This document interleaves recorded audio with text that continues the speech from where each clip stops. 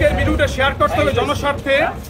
এই যে বিআইডব্লিউটিও এর কর্তৃপক্ষের কাছে যেন আজকের ভিডিওটা নজরে পড়ে, এই কারণে আজকের ভিডিওটা করা।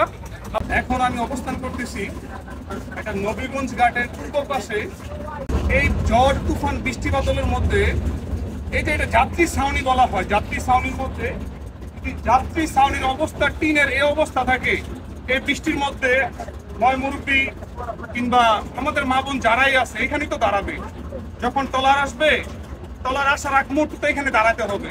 তো বৃষ্টি আসলে কি হবে, সকল বাচ্চা কাচ্চা যারাই থাকবে সবাই ভিজে যাবে। এখান থেকে মানে বৃষ্টি থেকে রক্ষা পাবার কোনো অপশন নাই। একটু চালটার দিকে আপনারা টিনের দিকে একটু খেয়াল রাখেন, কি অবস্থা দেখেন।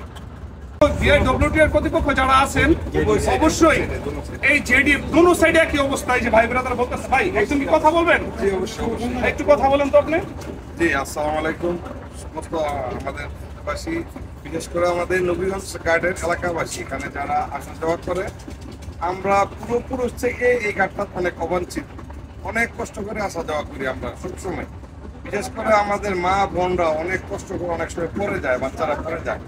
গার্ডের যেটির অবস্থা খুবই বেহাল দশা সবসময়। এই ঘাটটা আমাদের এই দেশের সরকারের কাছে কখন আমরা জনগণ এটা খুবই অবঞ্চিত ভাবে আসা যাওয়া করছি।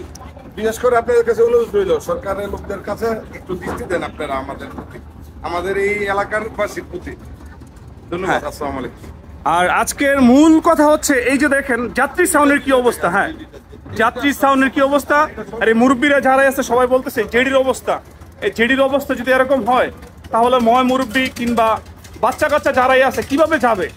এই বিষয়টা বিআইডব্লিউটিও এর কর্তৃপক্ষ যারা আছেন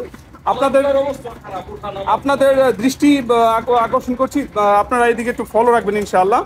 সবাই ভালো থাকবেন। আল্লাহ হাফেজ। আসসালামু আলাইকুম রহমতুল্লাহ।